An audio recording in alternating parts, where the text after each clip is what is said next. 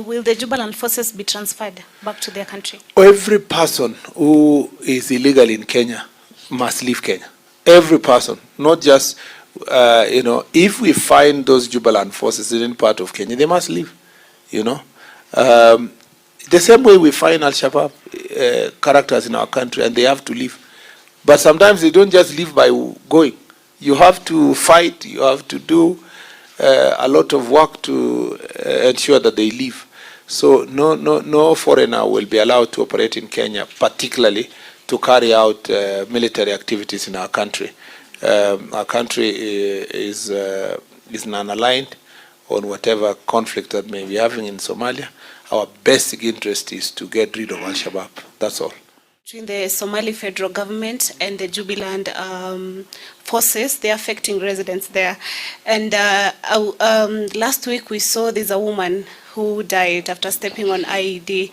And we saw Adan Khalif, governor for Mandera, calling on the government to transfer the Jubaland forces from the BP1 back to Somalia. So what is the Ministry of Interior doing maybe to solve the issue? That's what I told you earlier. The issue of Al-Shabaab is a daily issue. It's not something that we have been like this for nearly now more than 15 years. We are almost approaching 20 years. We have been in consistent fight since we were even forced to invade Somalia at that point in time by President Kibaki, because of the challenges we were facing as a country. So it's a daily problem. We have so many forces, multi-agency teams across our border, from Kiunga, from Boni, all the way to Mandera and beyond, just to take care of our border.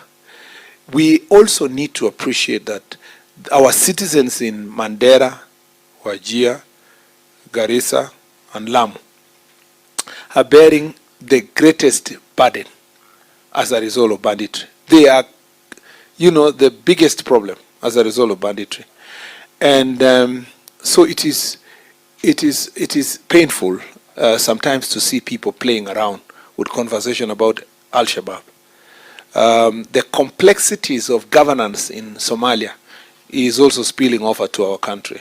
And the global complex relationship between Houthis, Al-Shabaab, all these characters that facilitate movement of arms and so forth. And then the complex geopolitics of who has what